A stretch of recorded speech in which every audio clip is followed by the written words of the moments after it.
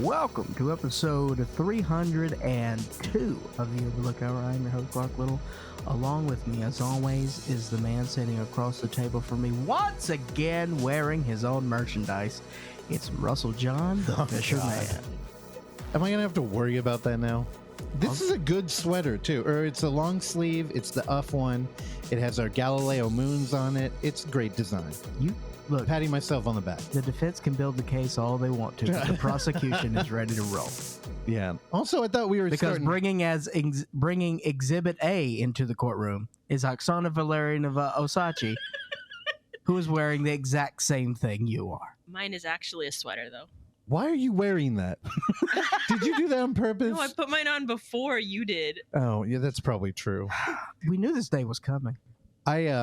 When we were just eating breakfast for dinner after we wrapped our great interview that will show up on Thursday. Oh, you have a knife breakfast? Yeah, I did. Well, I mean, because of the intermittent fasting, I don't eat breakfast anymore. Why? Because I break my fast later in the evening. Yeah, not in the morning. Breakfast is so much fun. It's great. And she made a great plate of a mountain of like meat products and potato. And when at a certain point, we both put down our fork and we both had a linguiça left and they're in the same position on the plate. And I was like, well, this is fucking weird. I took a picture of it. Actually, she moved her fork before I could take a picture of it. I didn't realize our forks were in the same place. Yes, the linguiça and the fork. It was insane. I have proof now. The court would now like to bring in Chief Expert Witness. There you go. Randy Michael Stat to assess this strangeness that is happening in this room right now. I'm okay with people wearing their own merchandise. I am not wearing my own merchandise. I am wearing a plain white t-shirt again with a crew neck greenish hoodie over it. And also, linguiça is fire. Oh, damn. Me and Randy are aligned this week. First of all, no one ever debated the fireness of linguiça. I know. I just had to get it out there. I had to get my opinions on linguiça out there. Linguiça or chorizo? Probably linguiça. Chorizo. Both? Why do we have to live in a world with only one? Yeah, true. You guys choose soy rizo. I know. It's so lame. Only Trader Joe's, though. Only Trader Joe's. You don't like the grocery store? Man, I can taste test it every time. Called? I have no idea, but you can just tell. But the one time I had the Trader Joe's one, I couldn't tell. So I'm like, hey, what better way to go? And, I'm not like anti-meat in any way. But man, linguiça and chorizo, there's a lot of oil that comes off of that. Yeah. And it's that red devil oil. So it I don't know. It doesn't feel pretty. That's that oil that make your pecker peck a punch. There you go. Hey, that's very appropriate because for some reason, the movies I watched this week are all hypersexual. Hell so yeah. If you're so if you're into that, but yeah, I love a chorizo and egg like burrito or like wrap of some sort. Man, the trail of like grease that will come out of that bright red blood grease. That's just like love, baby. It goes all the way down to my elbows sometimes. Just like love, baby. And I'm right-handed, so it gets in my rings. Yeah. Just like love, baby. Yeah, I don't know. What we're recording on Sunday. How was your Christmas, Randy? It's good. I spent it at my sister's place in Boise, Idaho. Nice new house she bought a couple months ago. It's got a fully furnished basement, which is basically just like a second story. So I am currently in her boyfriend's music room, which is decked out with instruments and amps and also has soundproofing. So I probably sound better now than I ever have. What kind of instruments he have in there? A sitar? No sitars. There's like a organ thing and some guitars and a bass. Penis? Yeah. I was going to go for a heart, but yeah. Wow, dude. So you're really living that I'm not in California life right now. Yeah, there was also snow for my first Christmas ever, too. Oh, that's adorable. Are you the only one that flew out? Or do you have more family? No, my parents and my grandma is here, too. I hate it. I love that you're out there having fun. But I remember during COVID, we talked about how your sister left because she couldn't get any work out here. So yeah, she moved out there. Now she owns a fucking house Her boyfriend has a Mhm. music studio, and you're having a white Christmas. Indeed. But they live in Idaho. Yeah, I know. but True. We're We still, also threw axes earlier today. I was gonna Randy, say. that's what you did the last time you were there. That's what you do in Idaho. You drink beer and you throw axes I hate it. and then play music. Did you chop down a tree, or what's the tree situation over there? I didn't chop down any trees. No, I'm not about deforestation. Wait, what is he, George Washington? Well, I mean, they're throwing axes. What are they throwing them at? Just targets that are made of for wood. Drink tokens or whatever the fuck they do. Over there. Wooden targets, dude. Like a tree. Did you have a real tree in there? I don't know. no I don't know idea. I don't know if her tree is real or not. It's a smaller tree. I didn't think it was real, but it might be. Randy, I guarantee you, if she had a real tree, you would have you would have an allergic reaction. Oh yeah, it's a dry climate over here too, so my nose has been very dry. So I know, dude. Mine's been wrecked ever since I went home. Got humidity, and now it's just like, I can't breathe. You're a worldly traveler. Although I do have a humidifier that I stole from my boss's turtle. That was funny. That was funny during your boss is Turtle Yeah. from Entourage. Oh yeah. No, it was good during the white elephant party. He opened like 50 gifts. I just kept stealing it. Yeah, all my gifts kept getting stolen. Well, I would steal the shit from you, and then people would take it from me. So I just kept Clark going, and he opened a ice cream maker that he thought was an air purifier, and you got genuinely excited. I think it was the only time. Yeah, and then I saw it was an ice cream maker, and I got sad. Because you're lactose. Yeah, I was like, I don't want this. Yeah, Air purifiers are tight too until you start cooking in the kitchen with gas. Then you see how bad your air gets. Oh, really? Wait, what? Yeah.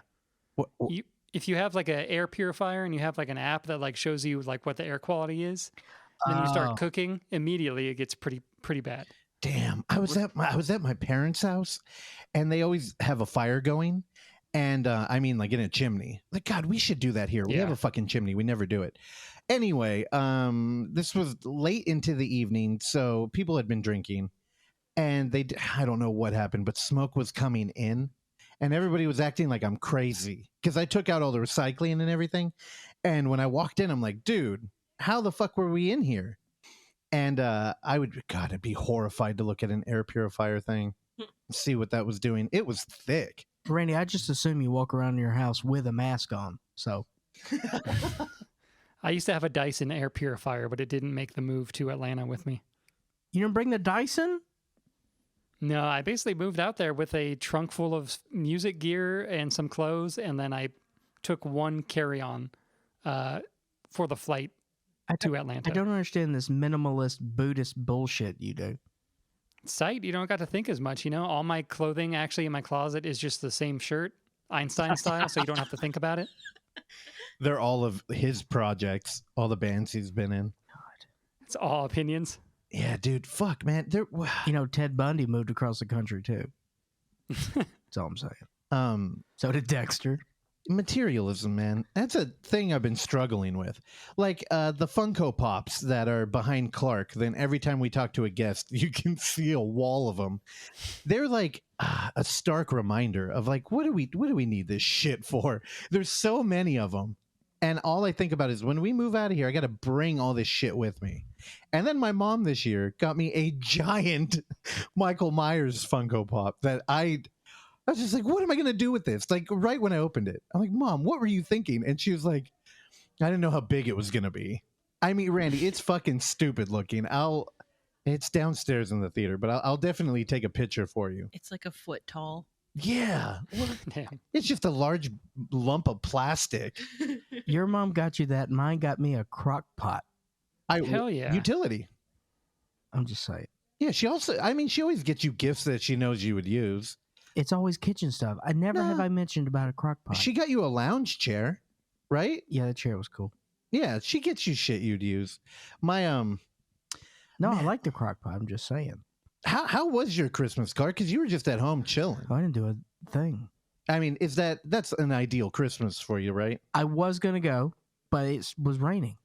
Oh, you were gonna go to the movies. That's Yeah. right. I didn't want to go in the rain. I didn't bring it up to you, but my parents were pushing me to try and get you to come over, and I'm like, he ain't gonna do it. It's not gonna happen. Yeah, I was like, here, I'll decline for you. He's not going to. And my dad's like, tell him I need him to get over here and cook this fucking prime rib because he can't. And I'm like, no, reverse psychology is not going to work on him to try and trick. He was like, tell him he can't cook a fucking prime rib and that he's got to come over and prove it. And I'm like, also check this out. Because my parents were cooking, my mom will play the podcast, which it kind of makes me cringe, like out loud in the kitchen. Yeah. You got to listen to this with headphones. And my dad heard me ranting about him at UF. So he called me and he was just like, oh, I heard you talking shit on the podcast. And I'm like, hey, I didn't say anything that wasn't true. He's like, and then you're like, and then he answered the phone. I'm like, you did fucking answer the phone in a theater. But all he kept saying is, hey, I don't work there anymore. It'll be fine. Oh my God. Dude. Also, here's another. I was going to talk about it later, but I watched the South Park 2-part post-COVID and post-COVID, the return of COVID. They're both an hour-long special that are, it's a satire of now. And we were watching it, and my parents kept walking in the room. Also, we had a small child there. There's a lot of like foul language in the show. On purpose? Well, yeah. My sister's boyfriend's daughter.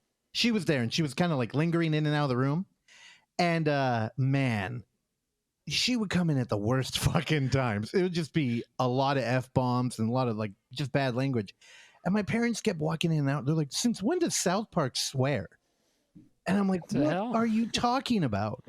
And I'm like, I remember when the show first came out, I was in middle school and I loved it.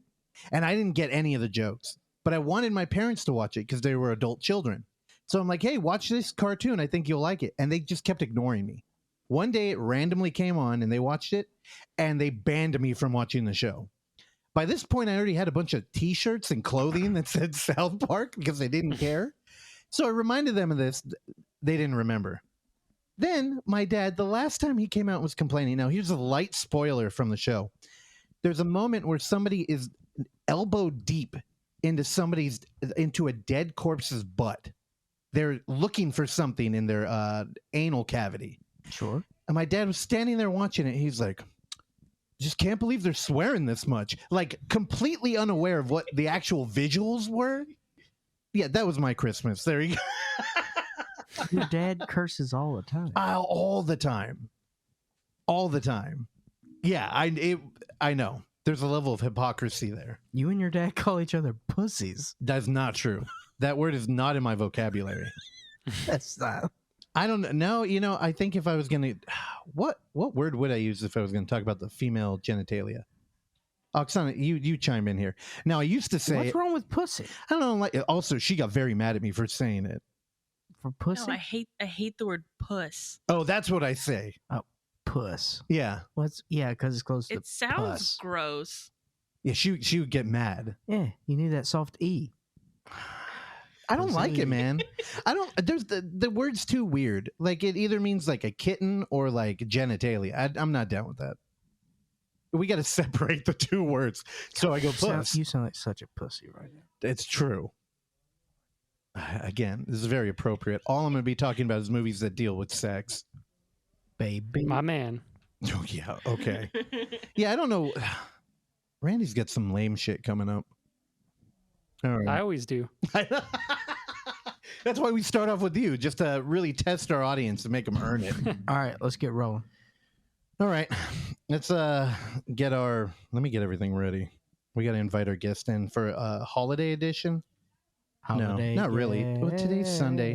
Today's not a holiday. There's no post-Christmas It's day. called Boxing Day, bitch. Is it? Yeah.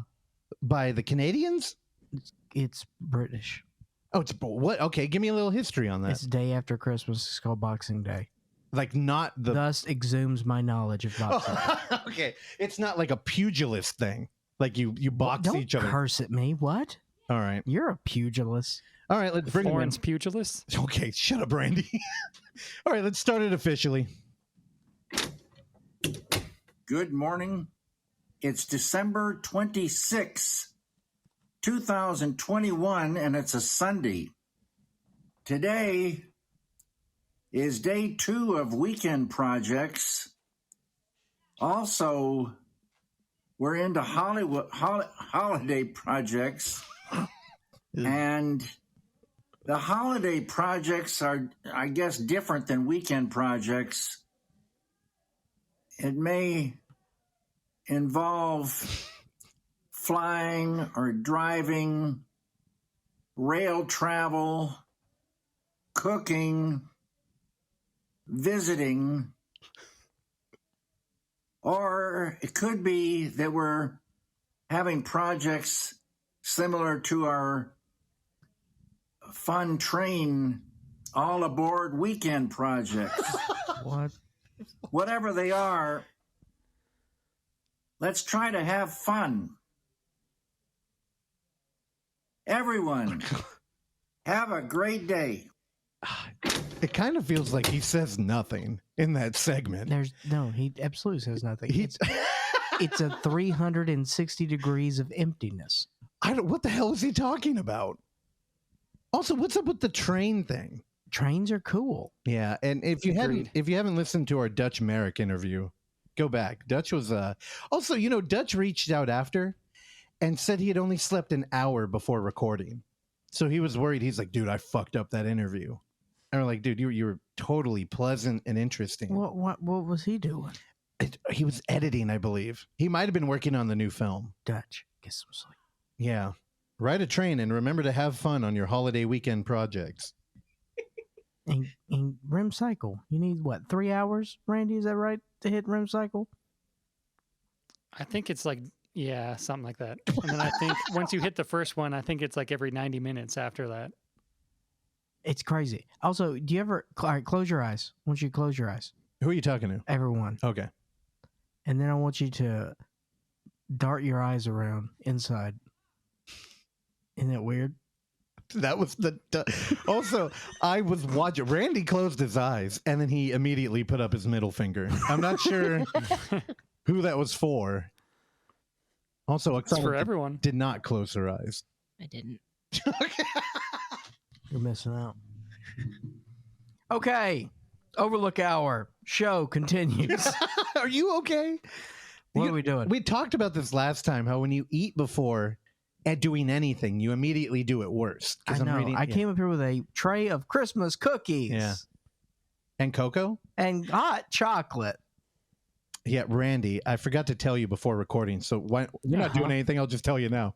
When I came in today, I had a minor heart attack as I noticed all the equipment was moved off the table and for apparently no reason.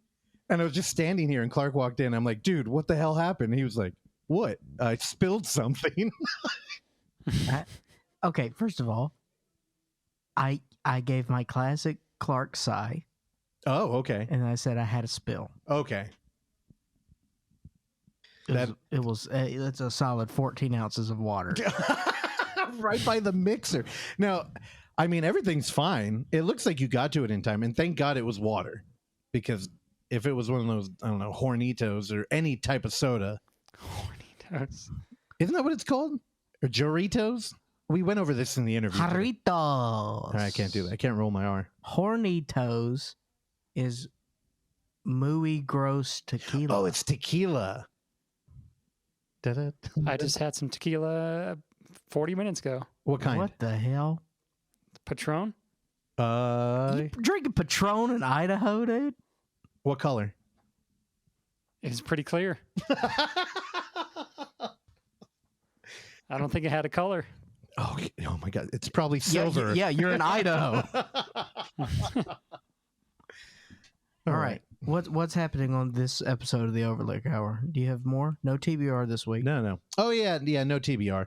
I ran out of time. It busy week and I watched a lot of movies, so we'll bring it back next week. Now I know we will bring it back next week, and I know you don't want to read the email. Mm-mm. Do you want to talk about the email? No. I will say in the preview, some jabs were thrown our way. We got a spicy Thomas Burke coming at he was not happy with you mentioning you're trying to cancel the TBR. So there's a tease for next week. You'll have to wait a week to hear him See? I'm rant. fucking PT Barnum, dude. You're killing it. PT Anderson, dude. You're PTA. I'm PDA Anderson. PTA Barnum. PDA. PD? PDA.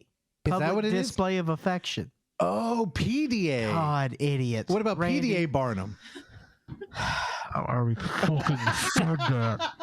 Oh, Fuck. Stolen valor. Speaking of stolen valor, you gonna talk about that later? I am. Oh man, Randy, he finally saw Red Rocket.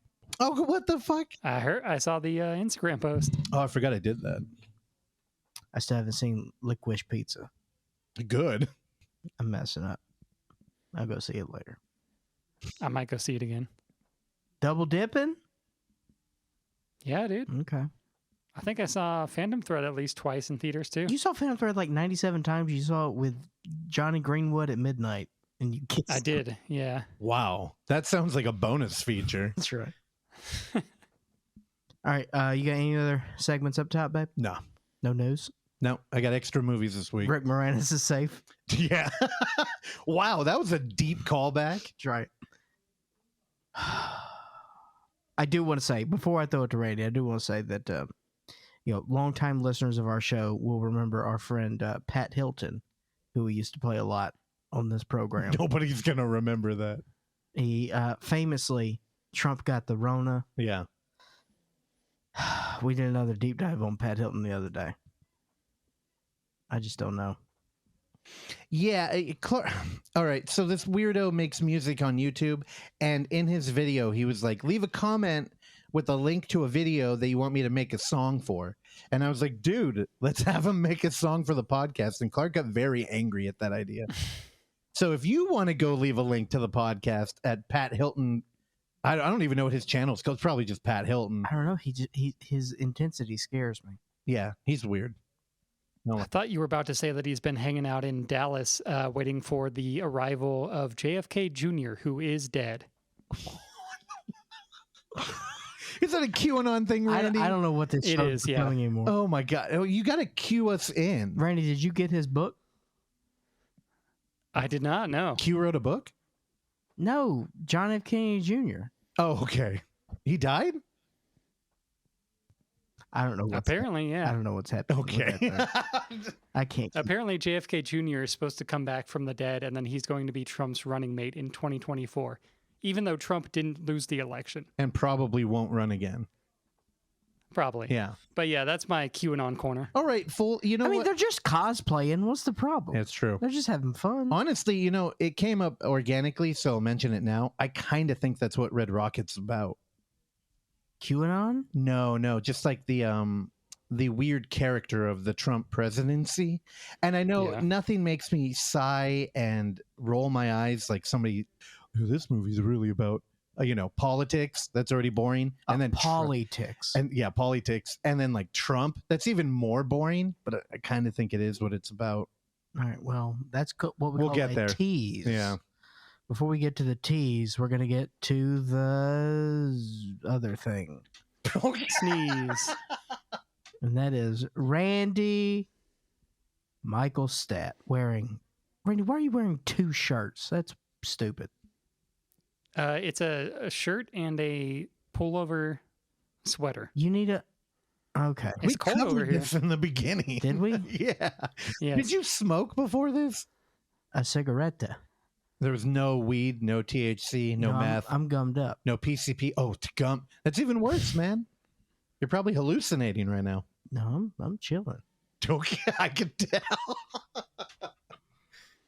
Speaking of chilling, All right, dope I was shirt. chilling the other day and I decided to watch the new Paolo Sorrentino film. So you had an extra 19 hours to spare? It's I don't think it's that long. I actually don't remember feeling like it was terribly long, but I feel like all his movies are at minimum 4 hours long. yeah, probably like 2, a little over 2. So Paolo Sorrentino did The Great Beauty and then also a movie that Clark and I saw at a film festival, which the name I'm forgetting. Loro. Yes. Loro's. And I liked both of those. Loro's sick. He has a new one out on Netflix. I think it came out on like December 1st called The Hand of God. It's set in 1980s Naples in Italy, and it is essentially about Paolo Sorrentino's life as a teenager. So the description says, in Naples in Italy in the 80s, an Italian awkward teen struggling to find his place experiences heartbreak and liberation after he's inadvertently saved from a freak accident by football legend Diego Maradona. Hell. This isn't my favorite Paolo Sorrentino movie, but it does feel kind of like... So he is a very Fellini-esque director, I would say. Like, The Great Beauty feels very much like La Dolce Vita, like kind of a riff on that. And this one kind of feels like his version of Fellini's Amarcord, which is about Big-titted Fellini's women. life. Yes, that is definitely a plot subject in both films. Ooh. But yeah, it's decent. It's not great. I didn't love it too much, but I don't know. I don't know who his cinematographer is, but he always has very like beautiful visuals, like very pristine images, and the architecture and everything in Italy is very beautiful and cool to look at. But yeah, I don't know. It just didn't really like connect a lot emotionally for me, but yeah, I don't know. There's definitely some like good scenes and some standout scenes, and I don't know, he films like quiet scenes in a way that feel very like, I don't know, almost like surreal, but not like in like a Lynchy way. Yeah, I don't know. If you're a fan of Sorrentino, I would say give it a shot, but if you've never seen a Paolo Sorrentino movie, I would probably start with The Great Beauty. Now we've got his muse in here, right? Who is a 70-year-old man. Yes, I'm forgetting his name too, and I just lost the webpage. Tony Servillo. Yeah, He's tight. he's good. But yeah, it's solid 3.5. Russell, when Randy and I saw the aforementioned Loro at the San Francisco International Film Festival several years ago at the Castro Theater, beforehand, of course, we went to our favorite hot dog establishments, which has been... Hell yeah. R.I.P. All the hot dog places are gone, man. It's very sad. It's very, very sad. Including the hot dog program at the AMC Theater. We'll talk about that later. Oh. Not really. I don't have anything. Okay. But no, Loro, so that Tony Servillo, he plays the main character. I think he is the titular Loro. Isn't that the last name? Isn't that... No, I believe so, yeah. maybe not. I don't know. I don't know Italian. Mamma mia! Anyway, he looks just like John Taffer in that movie, and it is so distracting. Is that... Yeah. Okay, yeah, he really... Right? He looks like a purple John Taffer on the cover. does. Also, are there 3 of those movies? I looked up the Paolo, his writing credentials, and he's got Loro 1, and Loro 2. I don't know. Maybe it was a miniseries in like a different country or something. It's a long movie. I've never heard this man's name before, so I have no idea. Basically, he was the Trump of Italy. Loro? Yeah. Okay, I mean even the filmmaker, Paolo. I don't know him either. Because you're not artistic, dude. Thank God. He did one with Sean Penn where Sean Penn plays like a goth. He basically looks... Yeah, I don't know, it's he weird. did that one? Yeah, This Must Be the Place Yo, is people, the title of people that one. fucking hate that movie. Wait, Sean Penn's a goth? Yeah, looking for his Yeah. daddy. Oh, okay. All right, you hit something that I'd like to watch. You don't know this film? No. I've never He's a seen it. former rock star, apparently, in the movie. Yeah, that's it. Oh, whoa, what the fuck? Yeah, he looks crazy. Yeah, I'm into that. No, honestly, I talked about this, I think, last week or before. Like, I think it was in an interview, actually. I don't look for films anymore. I really rely on people, or like either you or Clark, Randy, to pick out something and get onto it. I don't. Where do you guys? I know you guys use iTunes, right? On the new films. I also use something called The Streets. Same. Well, We're out there. Letterboxd is pretty good because if you follow people and you agree with them a lot, or even if you don't, you can see what people are talking about. But I haven't been going on there. I have too much anxiety from all the movies I haven't reviewed. I was really into Letterboxd for about 5 months. That's a long time for you. And it doesn't, nothing.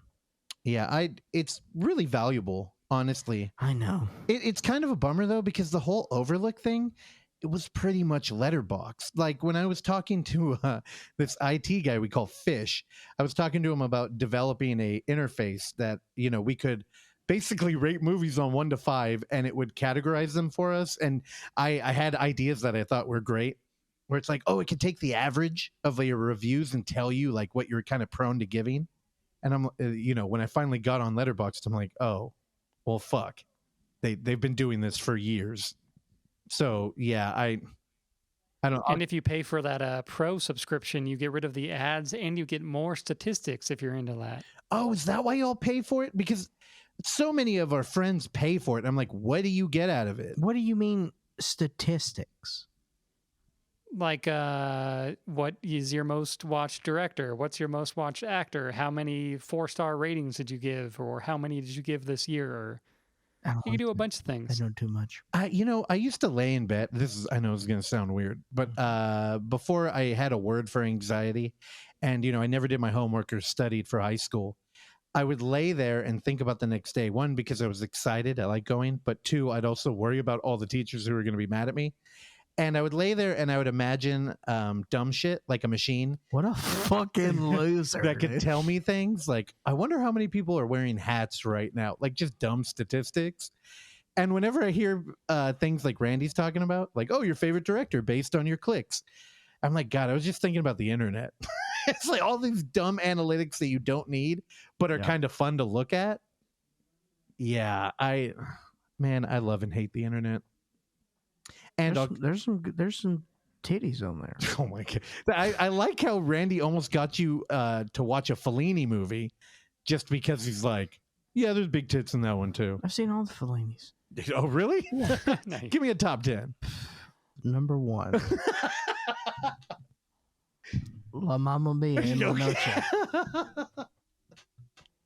Yeah, I got to get back on Letterboxd. It's a good tool. Your tool. Right. What the hell were we talking about? Oh, the Hand of God.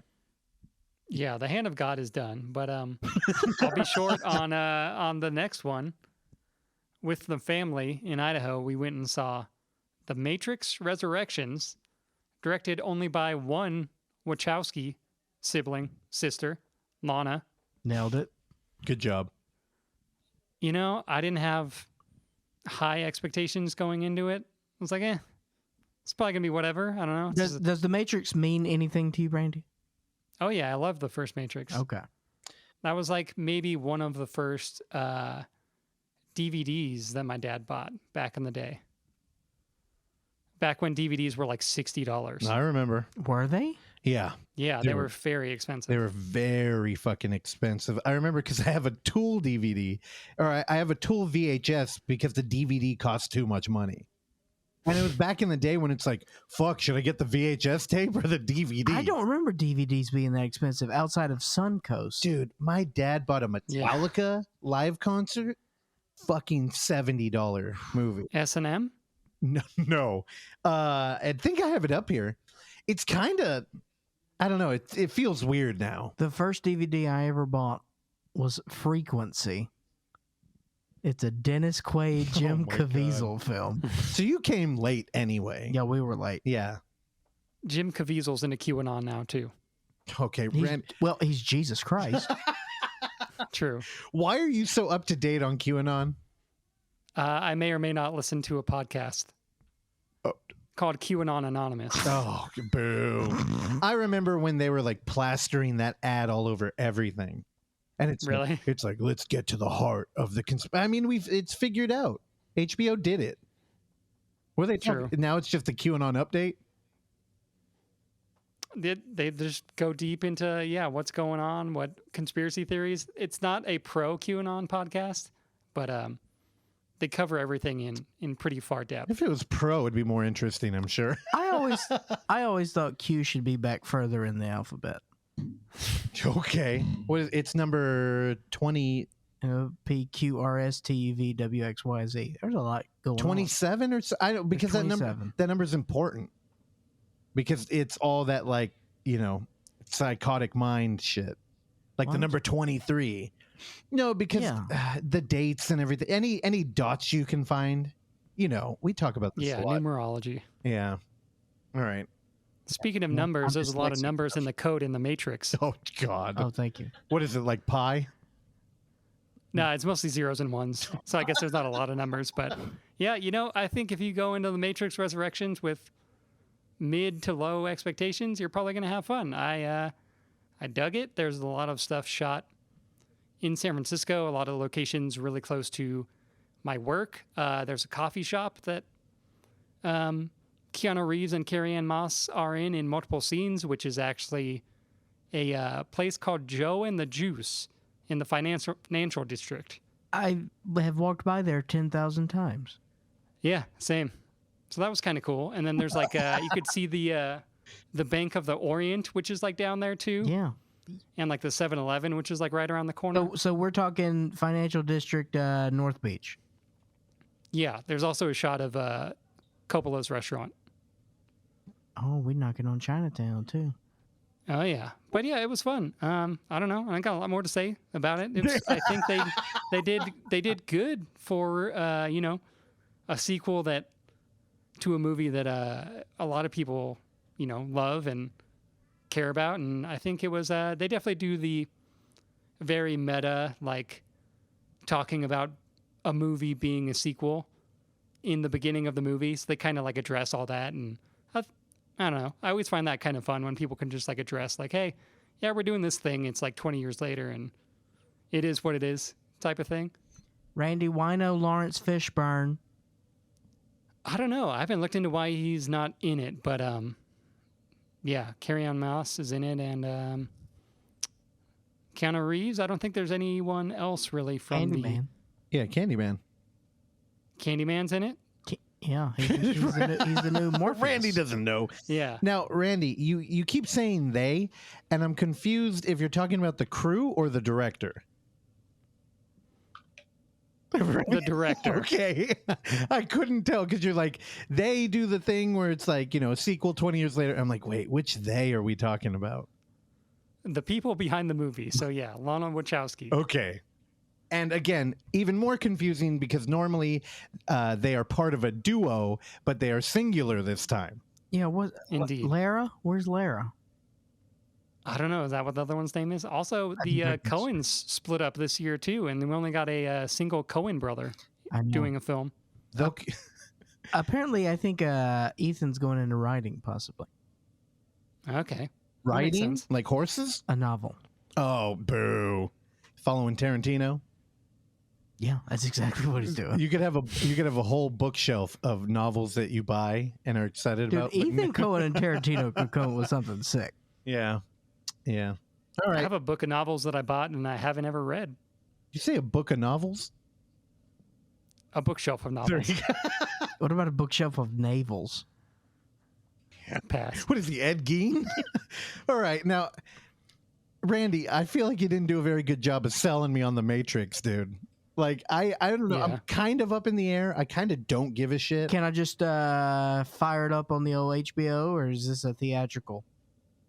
I mean, it looks good. I would see it in a theater, but I don't know. If you don't really care too much about The Matrix, I would just watch it at home. Well, here's the thing. So they're very visual storytellers.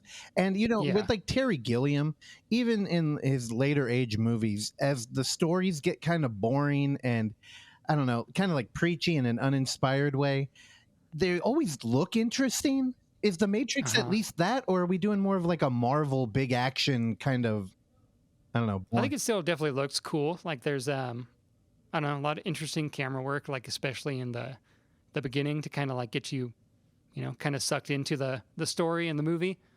I was going to make another point, then I already forgot it. But yeah, it looks good. Well, I would see it in a theater. now, you know, The Matrix has changed the, what do they call it? The intellectual dark web. Yeah. With the fucking assortment of pills that everybody likes to refer to, especially if you're like a Michael Malice fan or something. It's always a white pill, a black pill, a red pill, a blue pill. Yeah. So do they poke fun at that at all? Like, I would love to see like the introduction of more colors to their medicine cabinet. They don't know. I would say that they don't really. I feel like they could have probably like gone deeper into like the red pill, blue pill thing, considering how like big of a thing it is now. Right? But they don't really. I would say that they very much simplify the story, and it's kind of just about Carrie Ann Moss and Keanu Reeves. Nah. It's still good, but yeah, it feels doesn't feel as intellectual as like the first one. I don't really remember 2 and 3 much at all. I need to watch those again eventually. Do the albino dreadlock twins come back? No. No, I'm out.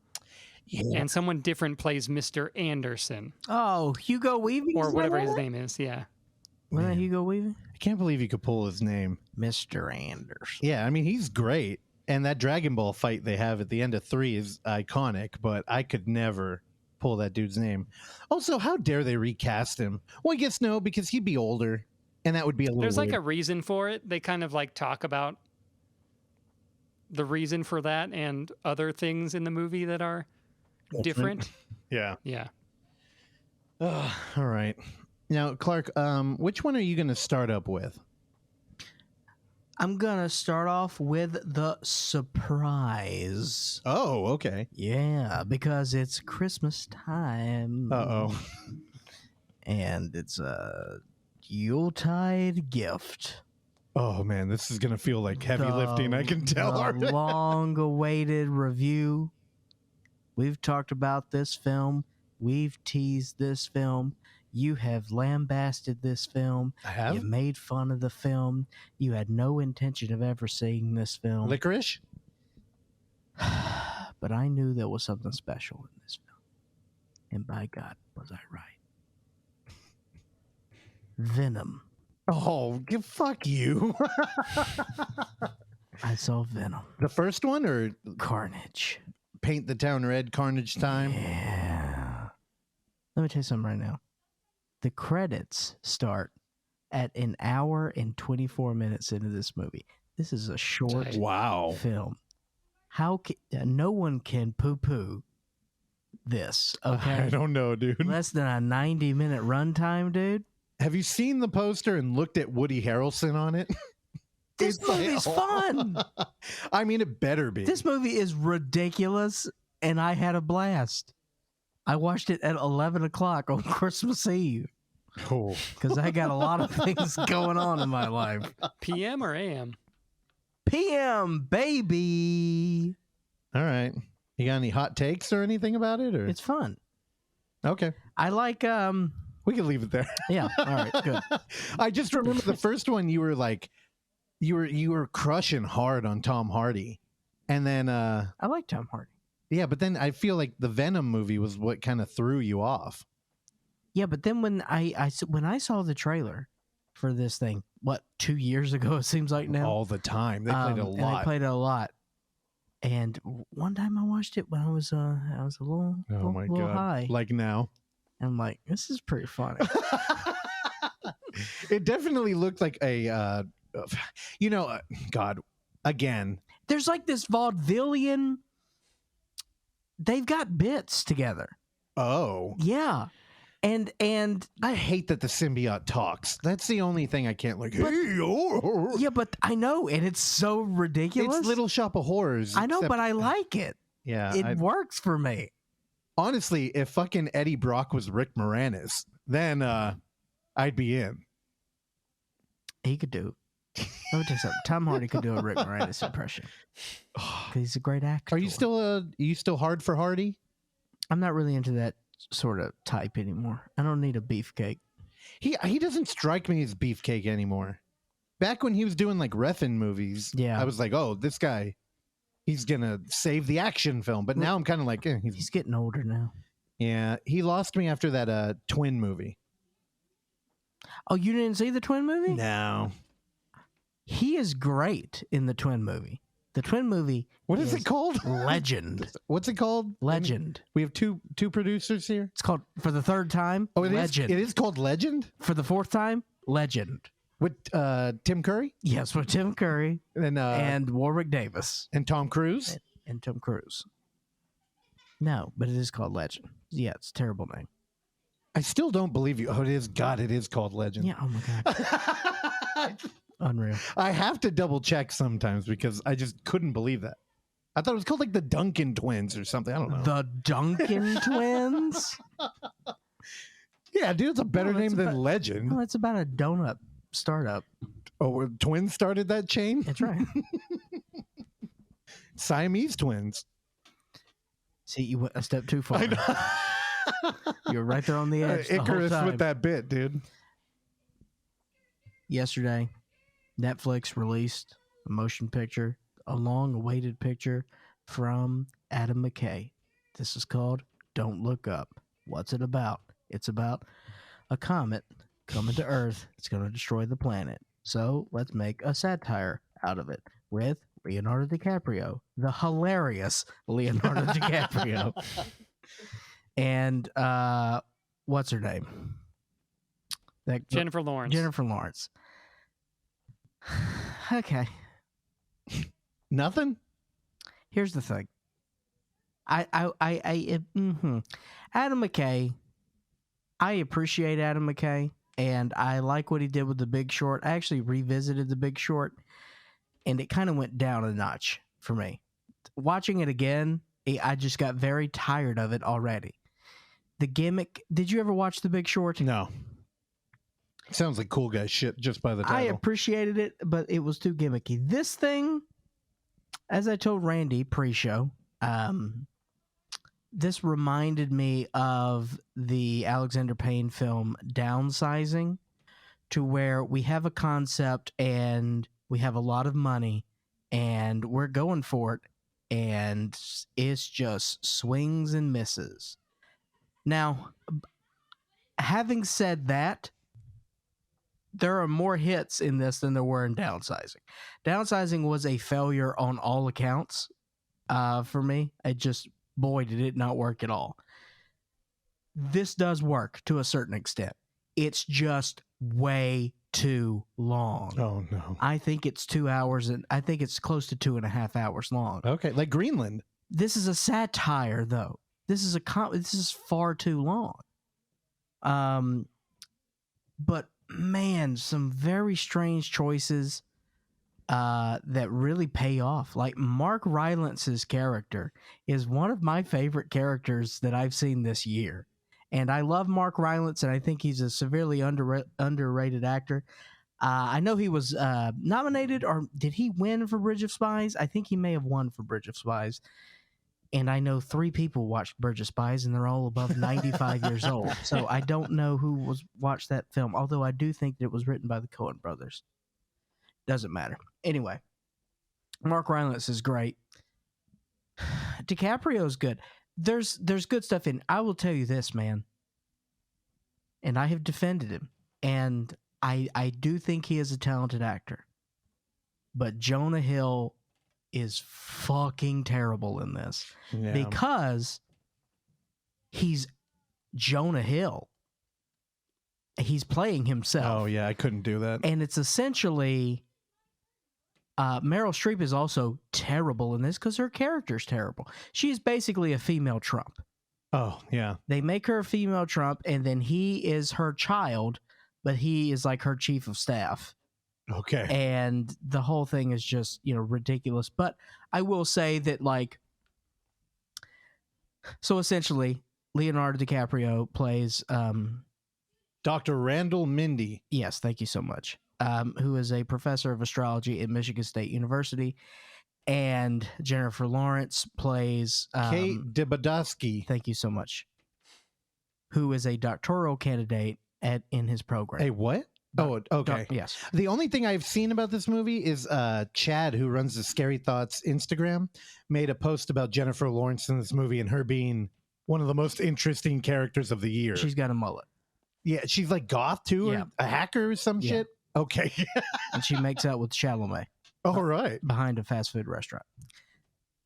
She discovers a comet, and everybody starts freaking out, and they celebrate. And then Leo does the math, and he's like, everyone get out, good night, we're going to bed early, but Jennifer Lawrence, you stay. And he discovers that it's headed towards the Earth, and they keep doing it, they keep doing the math, and they've got 6 months. And so they tell their seniority. Their seniority tells blah, blah, blah, and they get word to the government, and then they get a sit down with the president. So they get flown to D.C., and then they get bumped. They sit there for a day. And then finally they give them, okay, you got 20 minutes. And then they don't really take them seriously. And then a significant amount of time goes by, and they're like, okay, actually, yeah, we're fucked. Okay. And so then, every comic movie ever. So then they start doing stuff. And they send Ron Perlman into space. I won't go into Ron Perlman's character. That is just ridiculous. Yeah, but in a good way or bad? He is a... Because last week... He's a white supremacist Randy Quaid from Independence Day. God. Yeah. So boring. Yep. Agreed. And they send him into space, and they're going to blow up the thing. But right when that happens, Mark Rylance's character comes in, and Mark Rylance plays a tech billionaire who's the richest man on the earth, and he is in the he has the president in his pocket, and he basically tells the president to call off the mission. So they get the rockets out of there, and they divert, and they don't blow up the asteroid because Mark Rylance's team has discovered that there is $137 trillion worth of materials and diamonds on this comet. So they're going to destroy the comet, break it up into little pieces, take the hit, and then mine that. And so then it comes into, of course, it comes political of like, we're not for the comet. We're for the comet for bringing in all these jobs, and then all this stuff. And it turns into that, and like that's interesting. Yeah, that is kind of funny. And then of course, you know, the thing happens the way it happens. Did people start worshiping the comet when they learned then it was... then it turns into hashtag don't look up, because then there were comet deniers. And then they see the comet. Now you lied to us. Yeah. Yeah. And yeah. And then they have like concerts. What's the pop star who's in this? Ariana Grande. Yeah. Ariana Grande writes an original song about it. Oh, I love it. There's some good stuff in here, but man, it's too long. Yeah, I get it. I mean, okay, well, what is the end message? And tonally, it's a mess. So is this another movie? Is this another like, hey, we hate Trump, and even though we could stop talking about him now, we choose to make a 2.5-hour movie about him? Or is this a movie about like, hey, we're all being really fucking stupid, and we need to stop being hyper polarized? Both. Oh, yeah, fuck that. The thing I liked about the post-COVID South Park is at the end of it, they're like, hey, you know what? COVID happened, and there's a time travel element to this long episode, and they're supposed to go back and like prevent it.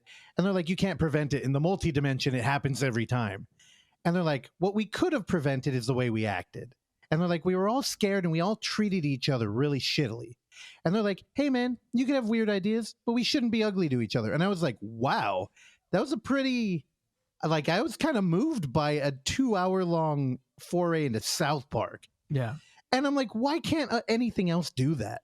Like, you have to be like, hey, fuck Republicans all the time. And I'm like, dude, when you keep like pushing this hate all the time, it's like, it kind of becomes your reality. Yeah, well, people are hacks, man. Fucking tired of it. I'm so bored with it. People are fucking hacks. All they do is fucking watch Yellowstone and, you know. Well, if you want to make a movie about a comet that they discover a bunch of diamonds on and do some weak anti-capitalism thing, hey, as long as it's interesting, I'm down for that. You start worshiping the comet because you're out of work. Like, that's so fucking dumb. Yeah. But that's interesting. Yeah, there's interesting things here, but ultimately...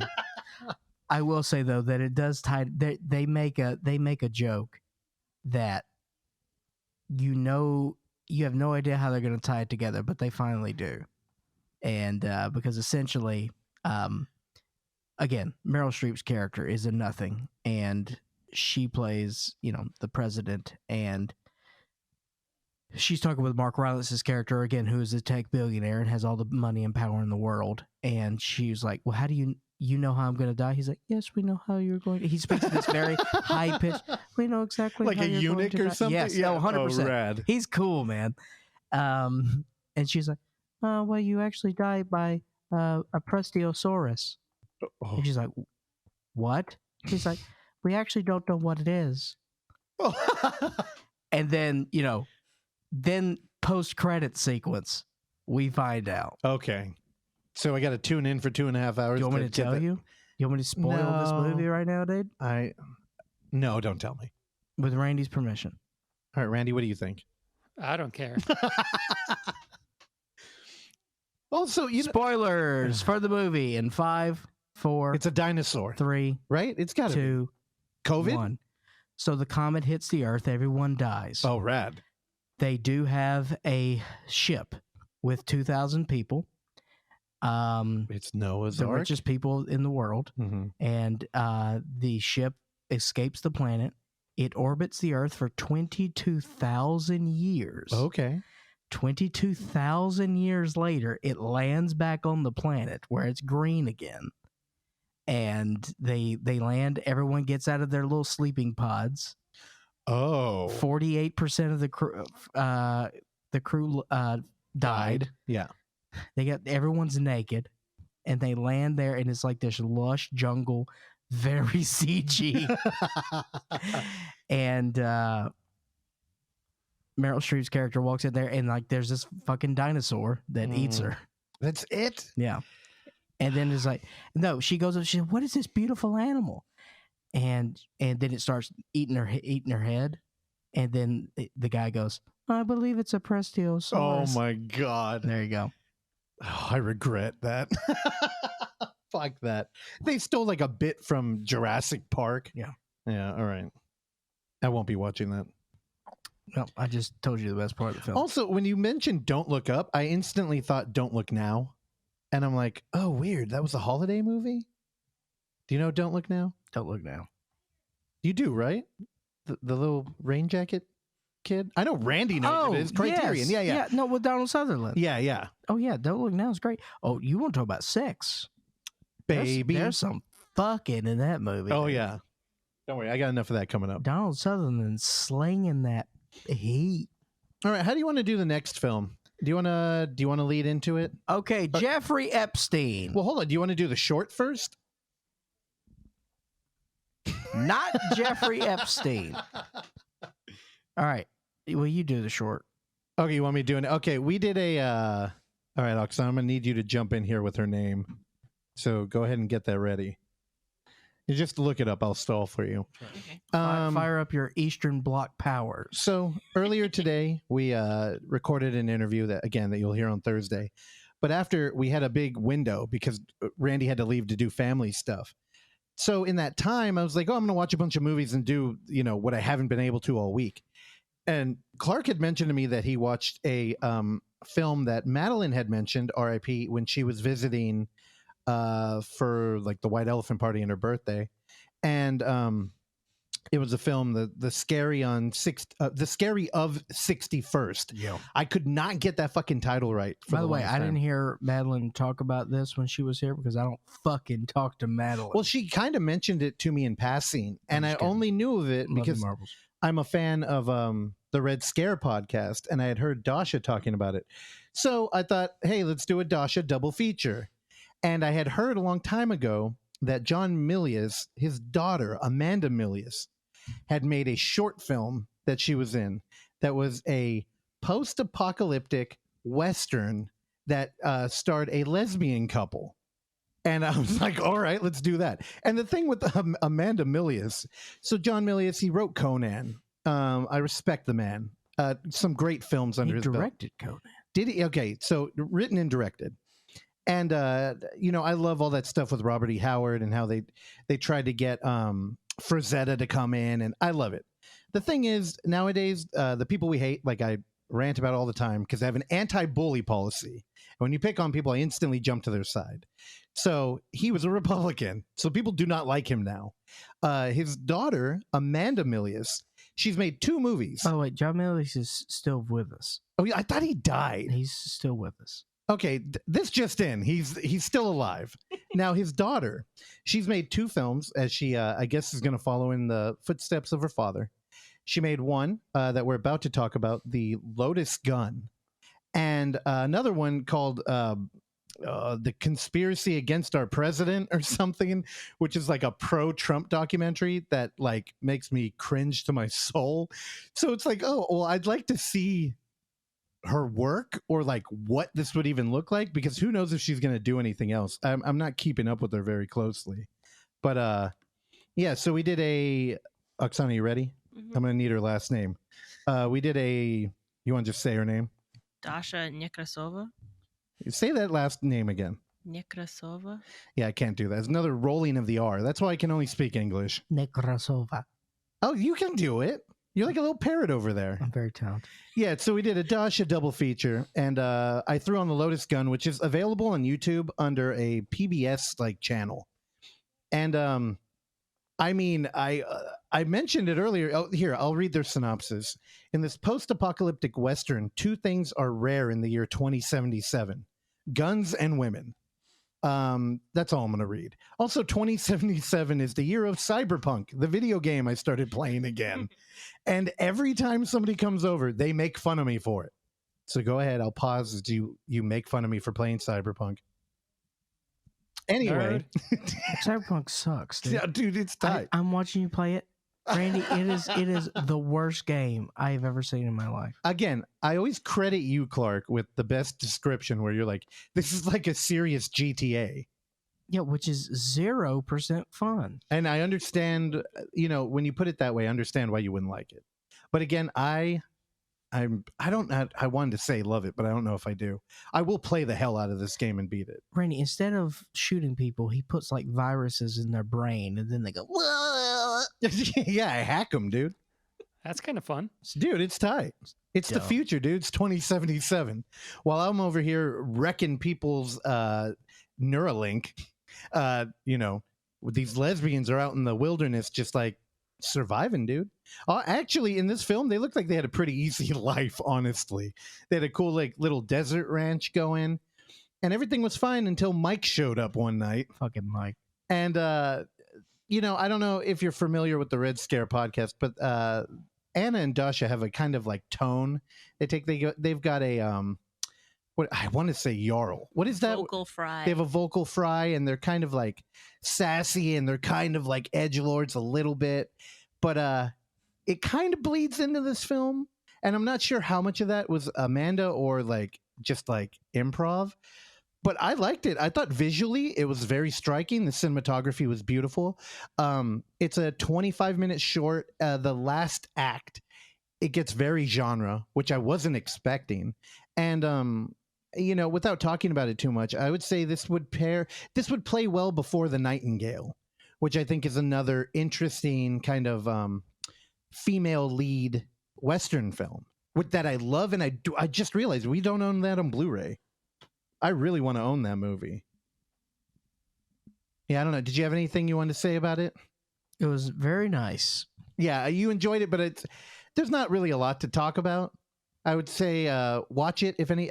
There's not a lot of post-apocalyptic here other than a kind of, I don't know, there's an expression of like modern fashion, and you get kind of like archetypes, or like you can read a character based on how they're dressed. And it's kind of just, honestly, the Western look of the two lead females was really good. Yeah. I hate it when people do like a fake painted on dirt, and you're just like, they haven't been in the dirt for a fucking minute. Yeah. These ones, their fingers, fingernails, the cuticles were black. I loved it. I love it. Get dirty if you're going to be in the dirt. Heard it here first. Heard it here first. Also, beautiful gun in the movie. Light spoiler.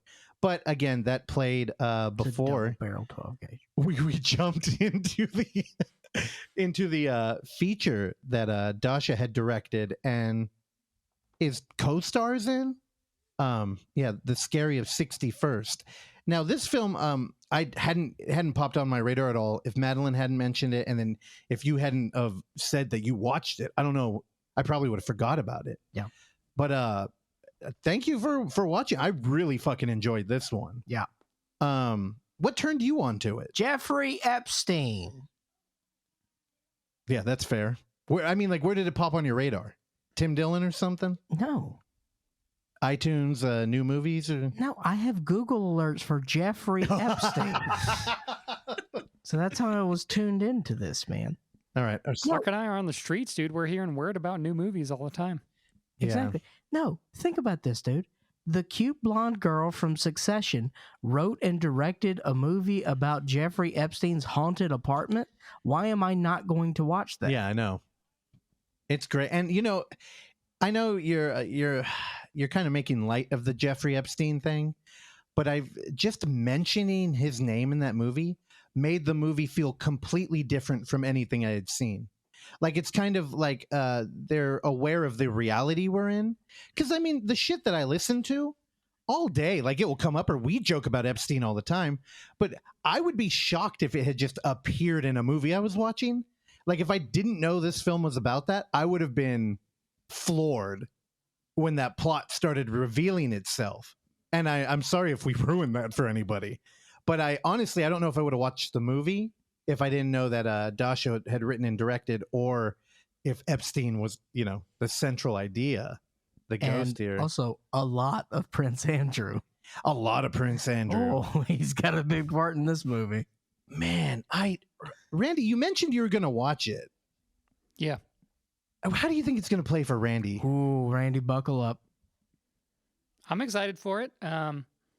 I started following her on Instagram after I saw Eugene's film Wobble Palace, which she's in. Yeah. So I've known about it for a while. Yeah, Kotley Urenko. Kotley Urenko. Yes, thank you. I could not think of it or pronounce it, I'm sure. She was also on a film podcast that I listened to on the way out here, and she was just talking about how much she loves Woody Allen movies. Oh, boy.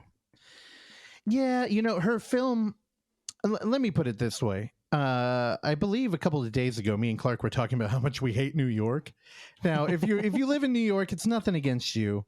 It's just, yeah, it is. Fuck when you too. You think about like the realities we build for ourselves and like urban living versus rural. I've never lived rurally, so I kind of romanticize it. I realize that.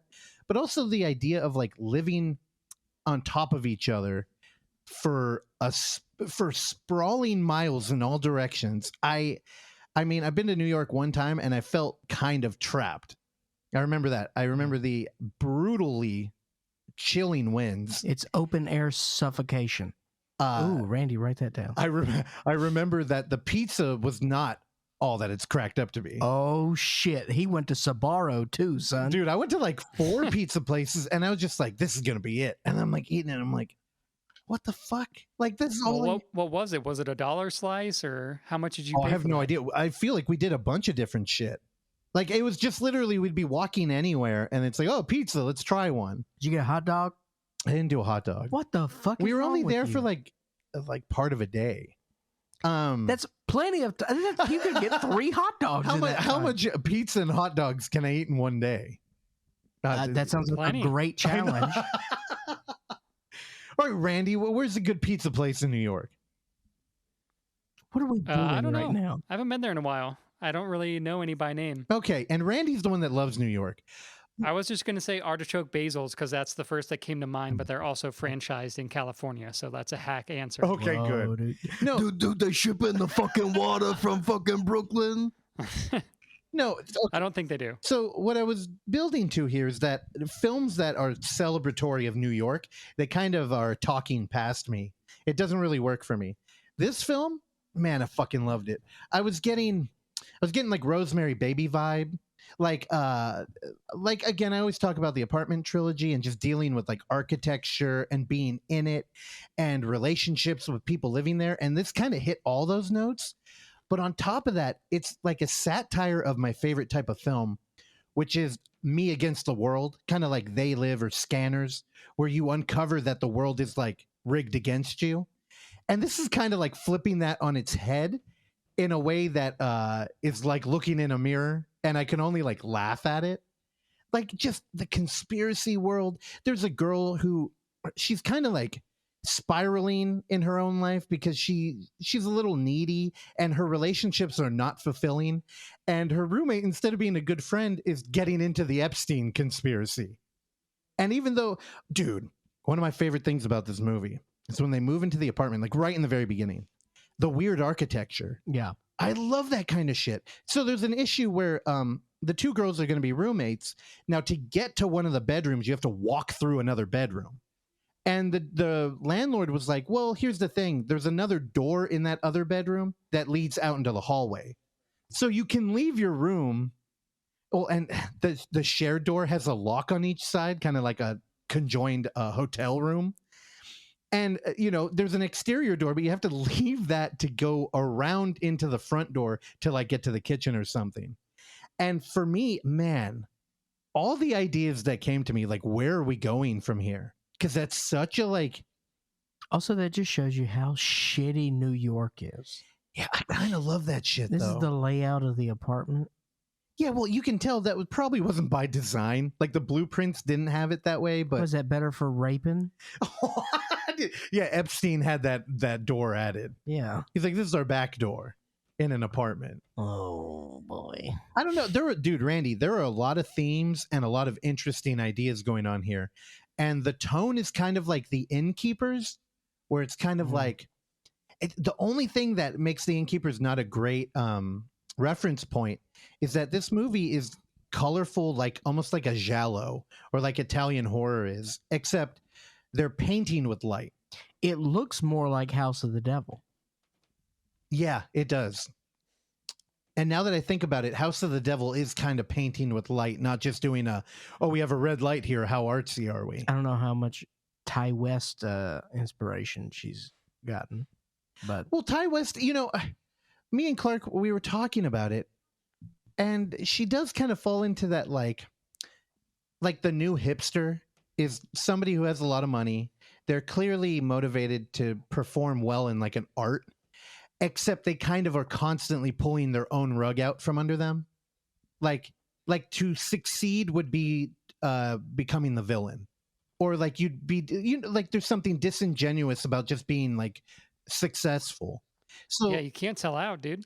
Yeah, right. But I don't know. It's something like where you constantly are making jokes about yourself, or you're like what we do, where we're constantly self-deprecating. I'm self-defecating. Yeah, I don't know. I really enjoyed it, and Clark sat there and watched it with me again. So for the most part, I had some sick ass pizza come in during the movie. What did you think of the film? It's cool, man. Epstein was a bad guy. There is a moment where we get like a little bit of screen life action. Yeah, and we get some drone footage of Epstein Island. And, the two girls are sitting there kind of like poring over this visual. And it was, it was like, man, is that how I look? Like if I'm like, oh shit. And, they're stopping like, look, statue of an owl. And I'm like, damn it, this is so lame, but it's so like cool. Also, subject matter I've never seen in a movie. Like the kind of conversations they're having. Man, I mentioned Pizzagate.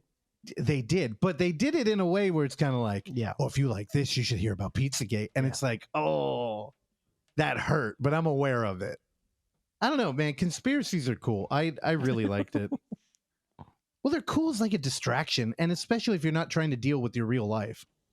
It's like everything is controlled by a group of people who are evil and they're out to ruin my life. I mean... Yeah, right? I know. So it's like, instead of dealing with my roommate who's having a mental breakdown in the next room, I'm going to figure out who killed Epstein. Oh, favorite moment of that movie is when Dasha's character is trying to prove how you couldn't kill yourself with the asphyxiation. And like, dude, it's such a, honestly, Thursday we talk about The Sand, which is a premise that is so ridiculous, yet it's played straight. But it's also self-aware. Yeah. We're doing it here too. It's a ridiculous fucking premise and it's great. And honestly, visually, fuck, dude, the movie looks beautiful. You're saying child rape is a ridiculous premise, Russell Fisher? Is that what you're saying? When portrayed like it is in this film, it is. I mean, it is a very heavy subject that they, we don't take it very... Again, a lot of Prince Andrew. A lot of dude, it's great. All the memorabilia, the Prince Andrew memorabilia, dude. So much. Randy, when you watch it, you got to talk about it because I'm very curious what you think. All right, I'll do a retread. By the way, this is not getting good reviews. Of course not. If it, what critic out there that just like fucking loves any sort of virtue signaling is gonna enjoy that film?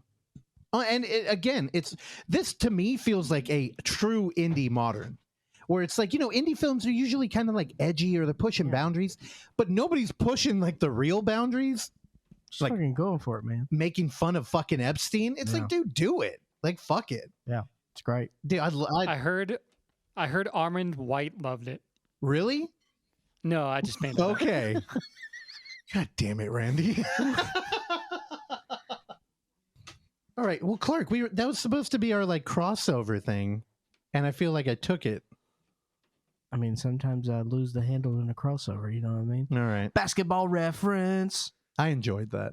So yeah, I highly recommend you do that double feature. Also, The Scary of 61st, available only on YouTube, iTunes, and fucking, what's the other one? Voodoo. Voodoo. What the hell's going on there? And then it opens up with a fucking Shutter stinger. Yeah. And I'm like, what, Shutter, you're too scared to put it on your fucking platform? Yeah, I don't know what happened there. But what am I paying for? Like, I love Shutter. I would have loved that movie on Shutter. But again, I know. They shuddered. Horror fans, if any of them listen to this show, I know the culture's a little woke and they're very defensive, and I don't think they would handle this movie well. And Oksana noticed they had shown this at the Roxy on 35. Yeah. Really? It's also coming to the Plaza in Atlanta on 35, but not until like February. Okay, we'll fly out and watch it with you. Type. Do it. Yeah, Randy will not let us come over. What if Randy had an apartment like in that movie? He had the weird mirror on the ceiling. He had molded ham with a dead rat in it. Dude, how repulsion was that? Like the rabbit carcass? Dude, I don't know. I really like this movie. Also, architecture like sex, fingering a doorbell. Oh yeah. There's a lot to chew on here. Also, a holiday movie. It's a Christmas movie. It's a holiday movie. This is going to enter our yearly rotation. Actually, Oxen, what did you think about this? I know we didn't have any time to talk about it. I thought it looked amazing. I enjoyed all the sequences of them, like, digging deeper into the conspiracy theories and stuff. I don't know. I enjoyed it. Okay. Yeah. I'm not joking. It's going to be on the regular holiday rotation. It's again, because holiday movies, they heighten the human element and empathy. And this movie is completely lack that. Dude, I love how the relationship develops, and then when the characters reflect on it, like, I don't even know your name. And as an audience member, I was like, wait, I don't know their name either. She has no name. Yeah, no, it's I don't know. I really enjoyed it. Because she wasn't real. Dude, you got to ruin every fucking movie. What is real? They were Fight Club in it. Bob has bitch tits. Oh my god. Or, dude, I saw a meme. It was a Sixth Sense meme, and they're like, if you think your life's bad, this guy learned that he's been dead and showing up to work every day. And I was like, yeah, I appreciate that one. All right, you got like 6 more movies. I got like 6 more. All right, it's my turn. Cue the music. So after we recorded last time, Jasadi shot over here. He was calling me the whole time. Again, he's our East Coast cinematographer friend. And East Bay. East Bay. Thank you, Randy. Did you say East Coast? Yeah, I did. Mercy. He shot over here, and we ended up watching a movie that after our weekend bromance with Jorge Torres, he shot us a link to Hillbilly Wolf, which is a so when we were at Dimples and we were all drinking, Jorge was telling Jasadi about Errol Morris. And I was like, God damn it, how did I miss this conversation? But it was so loud in there. It's a karaoke bar that I was trying to get in there. I couldn't. I missed too much of it. How many times has Errol Morris been talked about in a karaoke bar? Right? Like in Japantown. But that's how you know you're with the right people. So then after I was like, Jasadi, what are you talking about? He's like, oh, he's telling me about Errol Morris. And I was like, dude, did you know that Errol Morris's first movie was playing? And in the theater, he went, dude, that's what we were talking about. And I'm like, I heard him, but I kept going. And I'm like, Harmony Korine and Werner. And he's like, no, dude, I heard it already. Stop. And I was like, all right, fine. I made out with a lesbian one time who went to middle school with Errol Morris's son. Is that a made up story? That's 100%. Can you confirm she's a lesbian? True story. Or was she a lesbian only after making out with him? I turned her, dude. Now, let me explain something to you. Lesbians fucking love me, dude. Well, you put a lot of effort into your Rosie O'Donnell look. Correct. So it's really paying off. I'm non-threatening. I have soft features. Everything works, dude. That's a good story. Thank you so much. So again, we got onto Hillbilly Wolf because Jasadi was just like, dude, when you were filming Toad Road, you guys were like getting down there, like you're hanging out. He literally Jasadi said, "What did that building smell like?" And if you've seen Toad Road, you would understand that question. But Jorge was like, "Oh, okay. So if you're interested in like gummo filmmaking, like kind of like dirty locations, kind of like gritty shoots, he's like, I recommend you check out Hillbilly Wolf." And he emailed us a link like right there. So it was produced by Jorge, and he did some of the shots, but Jason Banker also shot it and produced it with him. It was directed by Bradford Willingham. I'm not sure what happened in this movie. Bradford, yeah. not Bradford. Oh, okay.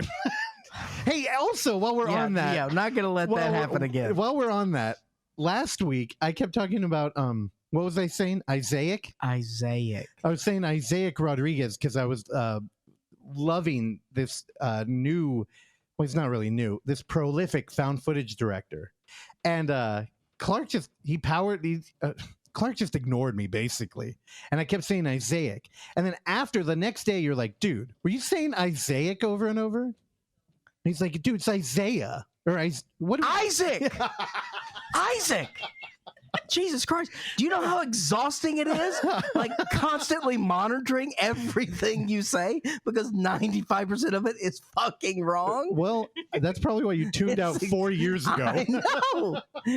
I'm so tired. And I was like, why don't you also, we do have 2 producers on here live that could have jumped in there. You two fucks step it up. My mic is usually off, and also I started second guessing maybe it was Isaac. Isaac. No, you know, as part of being a host, you got to kind of come off confident, which is not my strong suit.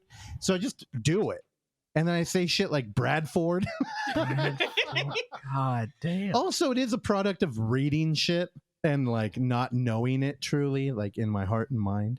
But yeah, so Hillbilly Wolf, inspired by an episode of Cops, Hillbilly Wolf follows Dennis, a societal misfit holy boy who lives in a small town in the Bible Belt region of North Louisiana. Troubled by unemployment, poverty, and the death of his dog, Dennis copes with his anguish by believing in the salvation of the hereafter. I highly recommend both Clark and Randy watch this movie. Mm-hmm. It's got the tone of Gummo with a central character that is just as interesting and puzzling. And so he's a big dude, our lead, and he lives with the girl who I think is smoking meth all the time. Cool. And they live in a rundown, well, they're broke, so they don't even have electricity. And it's kind of this like weird struggle of this character who's clearly got mental issues, but is also like the man of the house and needs to provide for his, from all I can tell, perfectly normal girlfriend who has a daughter there. And the way that he ends up doing it is actually, you know what? It kind of works with Red Rocket pretty well, because we get like a small town connection kind of thing. And a theme of the movie is looking for a job.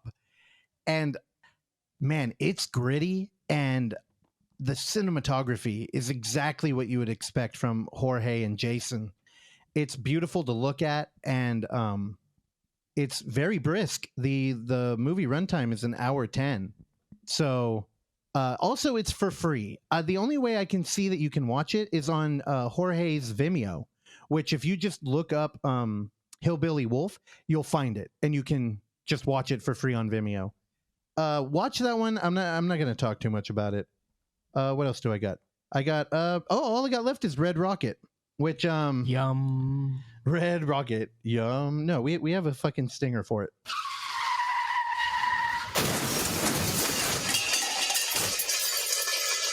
Oh, it's the Randy retread. It's a Randy retread and a Clark retread.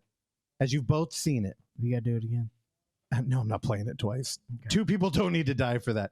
Well, fuck. That was Lynch on his way back to L.A. Oh, you're right. Alzheimer's, it's a terrible thing. Red Rocket. We went late Christmas night. I believe we caught a 10:20 screening at our local mall. We bought tickets hours in advance, and there were already some sold. So we're like, all right, we're going to be in a small theater with a couple people. Fine. Showed up. The other people did not. So we actually had a theater to ourselves. It was very cool. It was me, Oksana, Terrell, and his boyfriend. I had forgotten that the film was over 2 hours long. And when you add that, when you combine that with the half hour of trailers that the fucking mall never forgets to add, this actually became kind of a daunting screening. Thankfully, I took a powerful edible before, and I just was on board the whole time. Simon Rex is one of my favorite kind of like modern character. I don't want to call him an actor because I really enjoy his music career. Graduate of Alameda High School. Yeah, he's a local dude. All of the kind of like lowbrow stuff he's been a part of, whether it's Three Loco or Haunted House 5. I'm a fan. I like the dude, and I think he's talented. Scary Movie? Yeah, it's Scary Movie. No, I think it was called I confused that. Haunted House is a different different Scary thing. Movie 3. And 5, wasn't he? I don't know. I didn't look this up. Anyway, when I heard he paired with Sean Baker, I was very excited, and I knew he would treat him right. I did not know that this was going to be a hyper-focused character piece on him. And again, my walkaway of this mostly like meandering film of a Texas boy returning home after having a career of porn in California. I couldn't help, but again, I hate to say it, but it felt like a analog for like the Trump presidency, or not the presidency, but the run up when he was running against Hillary.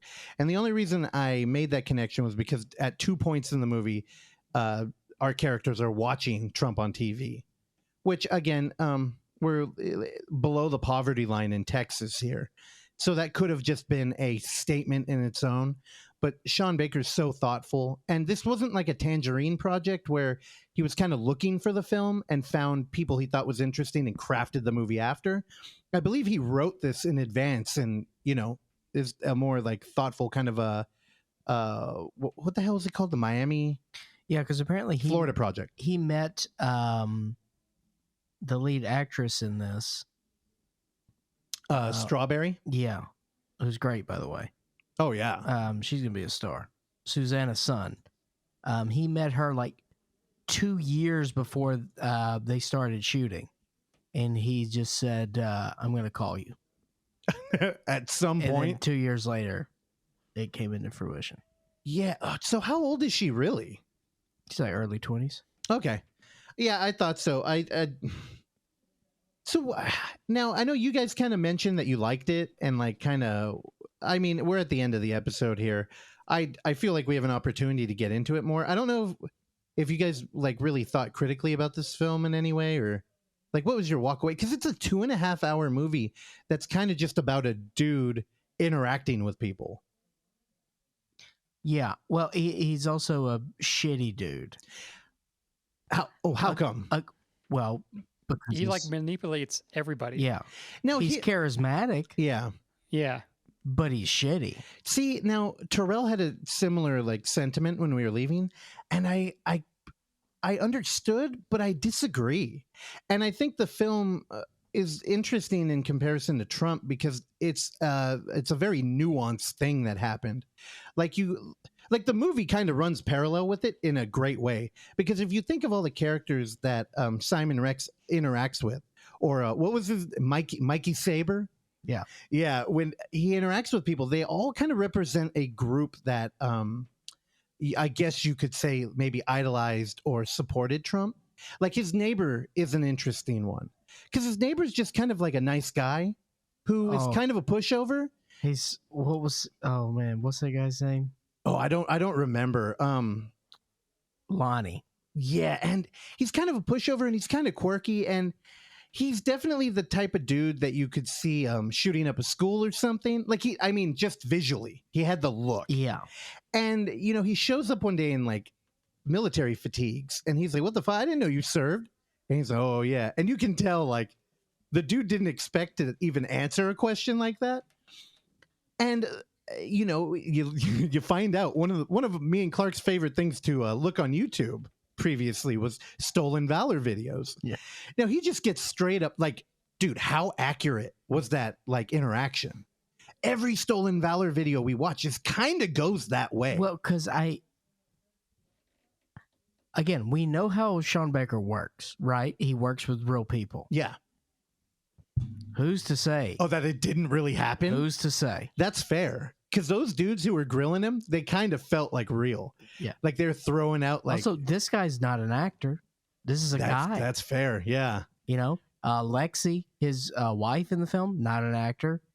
Lord knows that mom isn't an actor. Now, so here's the thing. That guy, you can make the argument that he represents kind of like the fringe or like maybe like libertarian militia people or kind of like the racist community that did like support Trump. And, you kind of encapsulate it in that where you guys both say that he manipulates people, right? Yeah. I think my disagreement here is that I don't think it's manipulation. I think that Mikey is authentic. I think he's shifty though, and I think he's just selfish. So I think when he makes, which is shitty. Well, it's shitty, but I don't think he like when you say manipulating, I think of like a pimp or somebody who's like, hey, I'm going to offer you a life and then I'm going to control you. How is he not a pimp? Well, because I don't think his intention was cruel in the beginning. I think, it's not about that. It's about execution. Well, I think it's the same. I would disagree. I think intent is important because that is what would separate somebody from being immoral and moral. Because, like, you can do terrible things with good intentions. The road to hell is paved. That's part of it, but at the end of the day, when the fucking milk is spilt, the milk is spilt. Well, the thing here... It don't matter how you knock the cup over. Look at it this way. So... his ultimate downfall, again, spoiler territory now. If you haven't watched it, you don't need to hear us ramble on about it. Or maybe if you weren't going to watch it, you could hear, because this movie has the kind of Hitchcockian we start where we end thing going. Like, we open this movie with Backstreet or NSYNC. Yeah. Terrell was like, "Oh, Backstreet Boys." And then we were all looking at him and he was like, "Oh, fuck, it was NSYNC." He's like, "I got that wrong." I know. And he was very upset about it. The world's worst. Sorry to out you like that, Terrell. God, we're gayer than he is. But one, love the song playing over that with Simon Rex like riding on a train and just like walking through industrial land. It was a bus. Correct. Okay. You. Goddamn. These are the details that are most important. Now, here's the thing. When he shows up, he's covered in bruises and he's got no money and he has nowhere to turn because he's entered back into a terrible relationship. And we don't know why. Don't know why. Yeah. And, by the end of the film, you figure it out. And what I'm going to say is the problem here is that at the end of the film, he's decided that Strawberry is going to be his key back into working in porn again. Who's 17. Who's 17, which is... Again, this is a good guy from Russell's perspective. Well, what is the age of consent in Texas? 17. There you go. And again, okay, blew Terrell's mind. He was like, "Oh my God, she underage." I'm like, dude, in different states, it's different. Yeah. Also, I know y'all worship Europe over here. You know what their age is, right? It's 6 months. Yeah, exactly. You could sleep with somebody who could legally be aborted over there. Yeah. Why do you think Roman Polanski has lived over there for years? No, here's Prince Harry, dude. Anyway, so he's like, this is gonna be my ticket back. And I mean Prince Andrew? Prince Andrew. Jesus Christ. The thing. See, now that I'm finally paying attention to you, it's every 3 minutes. Good. I mean, this is exhausting. I don't know the royal family very well. I'm sorry. If you want to talk about horror subgenres, I promise you I'll get those right.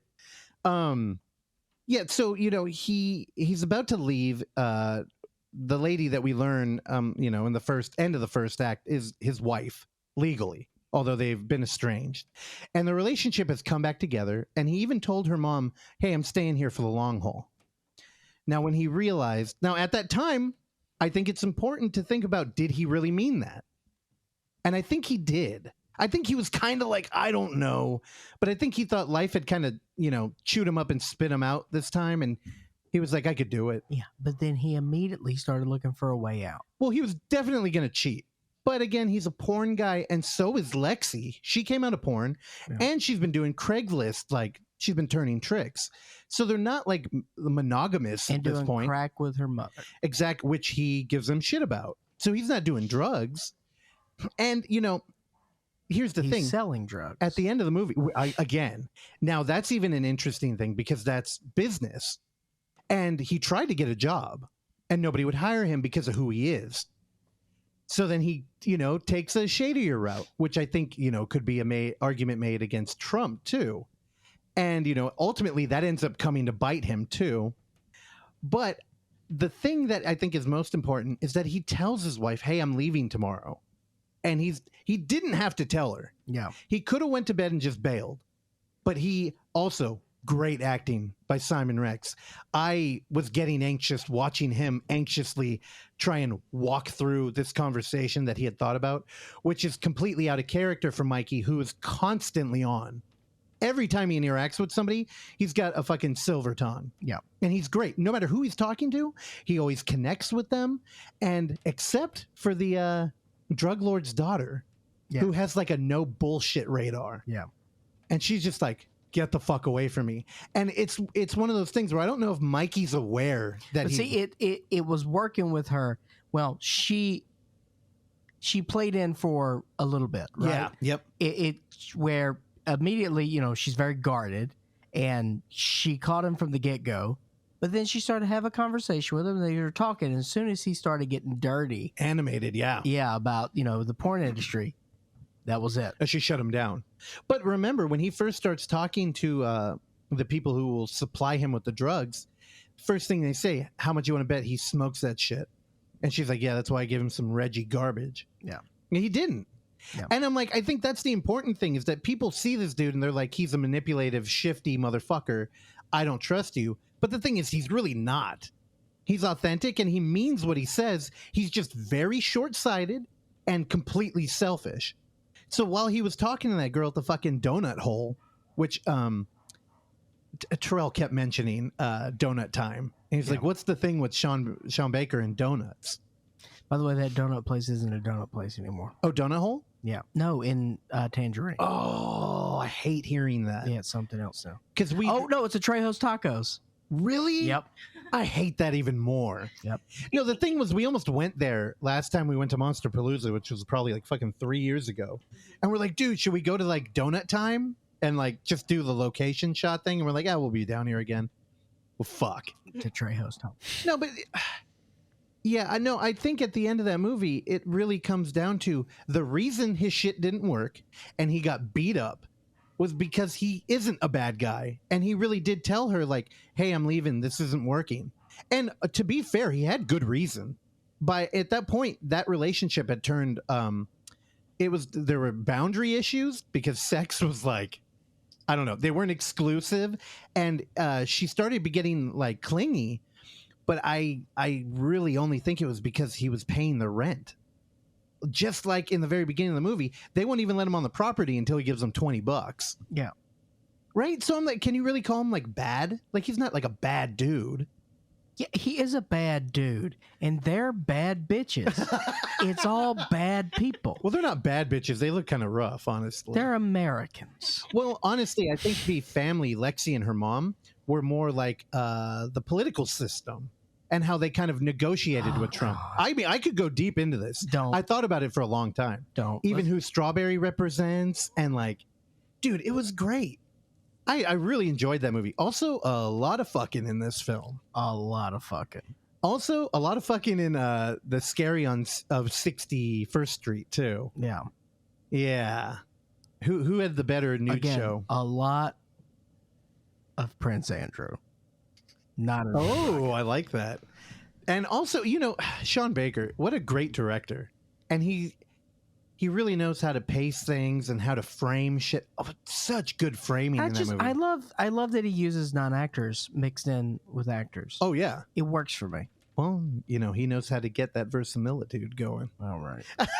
No. Put $1 in the jar, please. No, man. Okay, well, here. Okay, so I think an argument for him being... What did you think about him lying about where he lived to Strawberry? Again, she's 17. He's 40. Duh. So you thought it was just like in case she called the police or something? Yeah. Well, I mean, it was legal, though. So again, separation of church and state. I think he was trying... So... It's the side piece. You don't take the side piece to the fucking home beehive, dude. Well, I think he knew that he would have nowhere else to go, and he didn't want to make them mad. Which, again, he shouldn't be in that position in the first place. But I don't know if that would make him a bad person. Again, that relationship is so fucked. He would give them money, and they would go buy drugs with it. I don't know. I loved... You know what was my favorite part? And in retro, this is creepy of me saying this, but I think my favorite part is his pursuit of Strawberry. And I mean that from the beginning to where when he goes and then he makes eye contact and then you can just see that like he has a singular focus.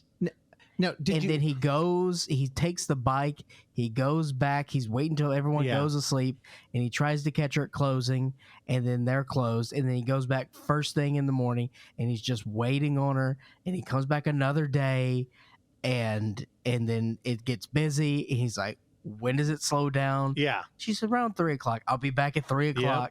Yeah. And it's just like, what is he up to? Well, he's driven. Yeah. Like everything in that movie, he's constantly making moves. And I mean, even, he told them he would help out around the house. He does. Like, that's why I'm like, it's not like he's lying to people in the way of like, I'll promise you shit and not deliver. Because when they're like, you haven't paid rent, he's like, oh, I can't. Sorry. Babe, it's the scorpion and the frog. It's a tale as old as time. But he will sting you. He will sting himself. It is the scorpion and the frog. Thus concludes episode 302. No, because you can't end it there, because I don't think that works well. Because the scorpion and the frog gets nothing out of that deal. But everybody else he was hooking up with did. Loner creep of Stolen Valor got a friend, which is really all he wanted. His dad wouldn't talk to him. He got prison. Well, that's because he was a loyal friend, which was his fault. Again, the scorpion. He got prison because of him. Yeah, he knew that he could use him and lie about him being involved. Yeah. I think that's just more the good quality of the Stolen Valor guy. And also, the Stolen Valor guy, there is not a single wrinkle in his brain. He is just a pudding brain idiot. And it's like, yeah, man, you were never with me, man. That sounds cool, man. Well, I mean, you have to think about it. Every relationship, there's a give and a take. And those car rides, you could tell that was the highlight of that dude's life. How strange of a B story was that, though? Dude, the whole movie is made up of that. Yeah. And each one was fascinating. I loved it. Well, also, Simon Rex, every conversation with every person was completely kind of like different by a half degree. Like, he almost had a different person. Like, he was totally honest with that dude. And, like, why? Like, really? Like, he would tell him everything. He told him about Strawberry. He told him all this shit. And he'd be like, hey, but don't tell Alexi. Yeah. He worked out with them. Yeah. And I'm like, well, you're just a fucking open book with this dude. Don't get me wrong. I love Red Rocket. Is going to be one of my favorite movies of the year. It didn't have that Sean Baker heart that I wanted. See, I think it did. It's a lot harder to uncover. You really... No, it's there. Yeah. No, I mean, it's there. But I just mean, there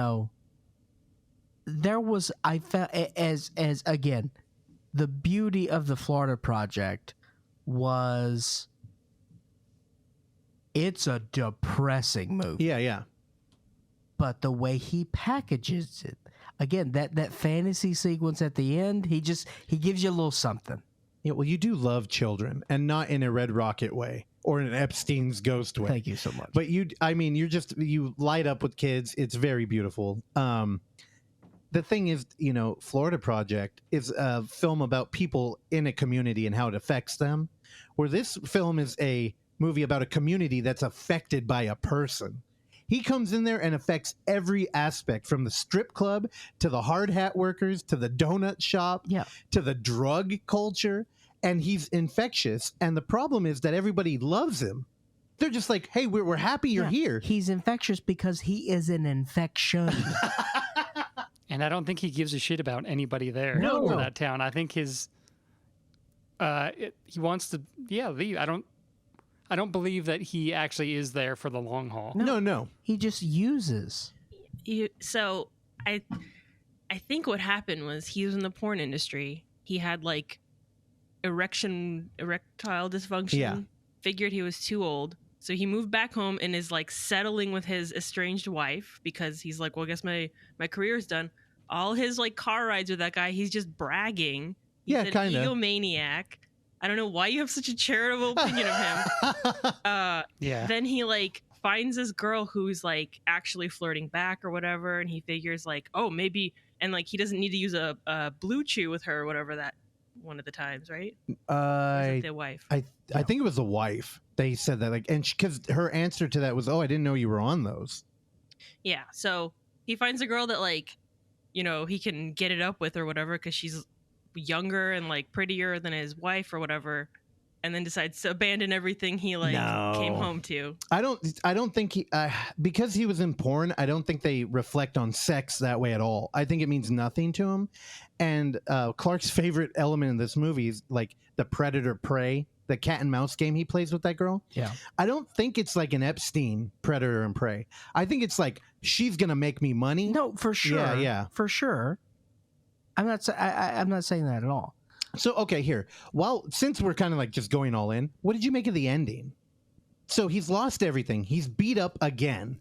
And he kind of limps to the appointment he made with this girl. The snake eats its tail. Well, what do you think happens? Because the door opens and she emerges in kind of like a dreamlike. Like, at no point in this movie did I ever even consider like what we were making fun of earlier, like the Fight Club effect, where the imagery was lying. But when she comes out there and it's like a bright light behind her, and I was like, oh, maybe parts of the movie were a lie. Randy, did you see Nightmare Alley yet? No. It's Nightmare Alley. Yeah, for sure. But that's what I meant with the Hitchcock thing. Yeah.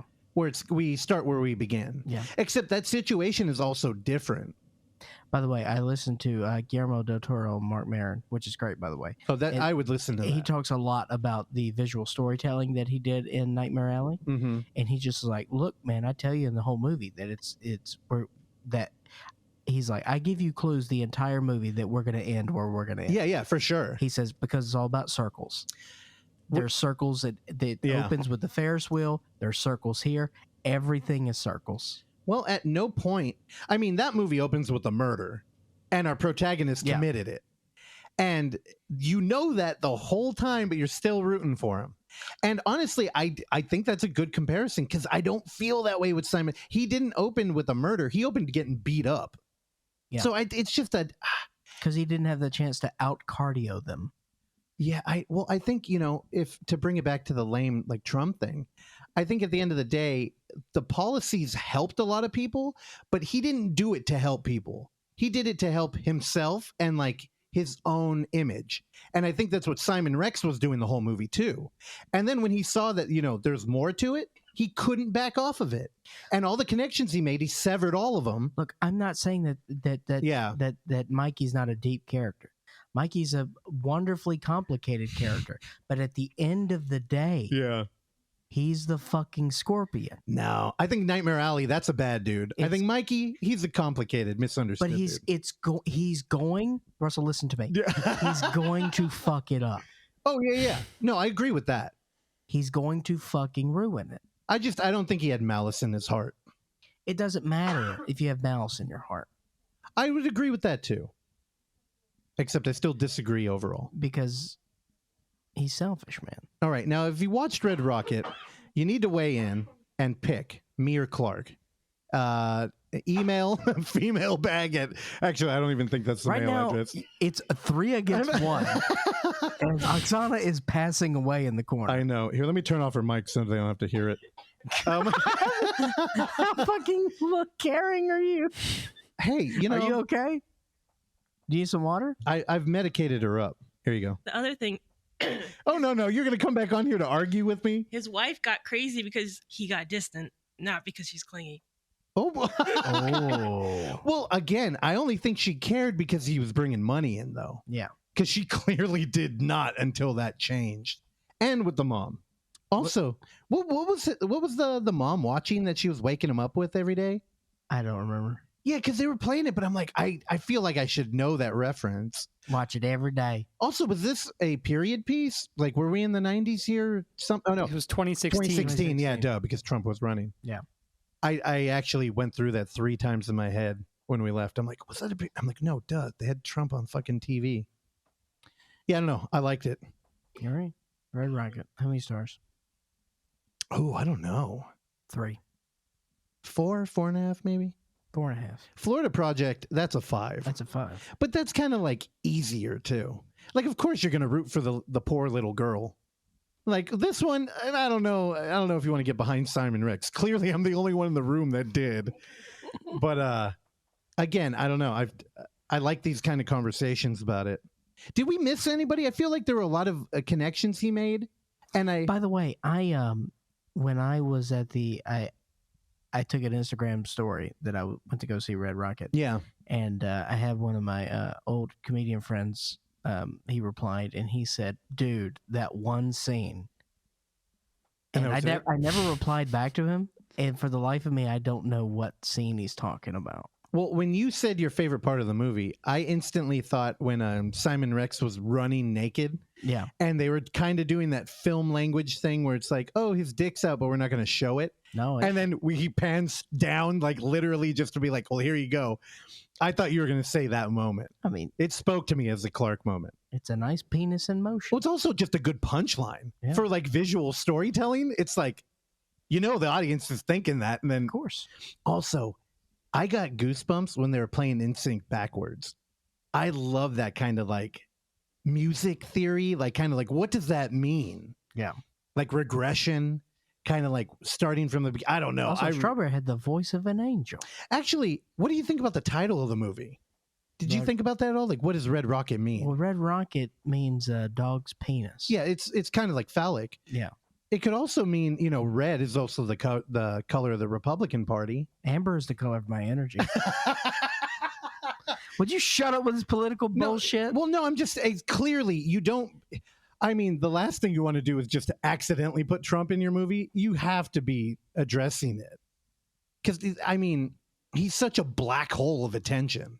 Like, whether you like him or not, he's going to suck the attention out of the fucking room. So I don't know. I just think it's important. Red Rocket, 4.5 stars. Randy, what'd you give it? I think I gave it a solid 4. All right. Oksana? I'd probably go 4. See, if you would have liked Simon, y'all would have gave it a half more.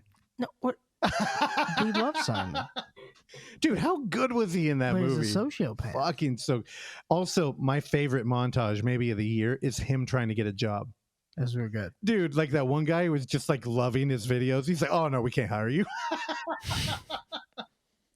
Dude, this movie was a trip. 2.5 hours long. And it fucking... 2:15. Was it 2:15? Somewhere in there. I mean, my experience was 2:45 with that half hour of trailers before. That's true. Well, I'll tell you right now, it's the same thing at the Alamo. Oh, no. Really? Yeah. All right. And it's all Hollywood movies. I don't know if I'm supposed to talk about it, so keep this between you and me. But I think Terror Tuesday and Weird Wednesday might be coming back there. Is this something you're supposed to be saying? I don't know. That's why I'm whispering. I don't know if you're supposed to be saying. Oh, man. So they don't do the pre-show anymore? Of like...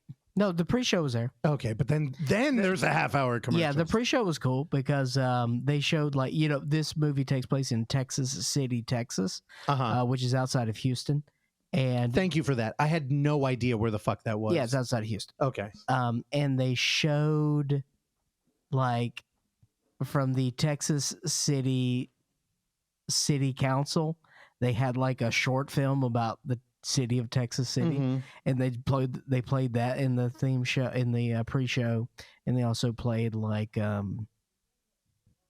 old footage of like the founding the city. And it was, yeah, cool stuff. They play any porn? They also played some Dirt Nasty videos. Oh, rad. Yeah, Did they play any of Three Loco? I don't remember. You know Three Loco, right? I've played that for you. I listen to Three Loco while drinking Four Loco. Oh my god! Well, you know it's Simon Rex, Andy Milonakis, and our boy Riff Raff. By the way, that's the Holy Trinity, right? I know, dude. The fucking East Bay. By the way, Andy Milonakis Passed away. He should have had a cameo in this. Oh, I don't know if it would have been distracting for all of the actor non-actor play. Like even with Willem Dafoe in the Florida Project, Yeah. not distract. It felt good. Well, Willem Dafoe's a chameleon. That's true. All right, I'm done. All right. Again, if you are a filmmaker, if you know a filmmaker, if you think you know a filmmaker, submit to UF5.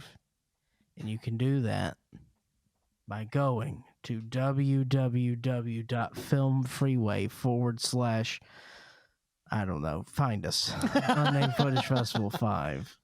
Submit your film. You've got just a ball hair from a month away. Let's call it 5 weeks. Get your affairs in order. We need your submissions. Cool it with the features. We need short films, if we're being very honest here. If you've got a feature, that's cool. Save it for next year, you fuck. We need short films. So, again, you've got 5 weeks. That gives you 4.5 weeks of off time because you can make a found footage movie in like 30 minutes. So send us something and we can show it. That was the worst fucking address. Anything else? No, I love you. Randy, take us home from Boise. A lot of talk about the royal family in this episode. If you haven't seen Spencer yet, go see it, you cowards. I'm out. God.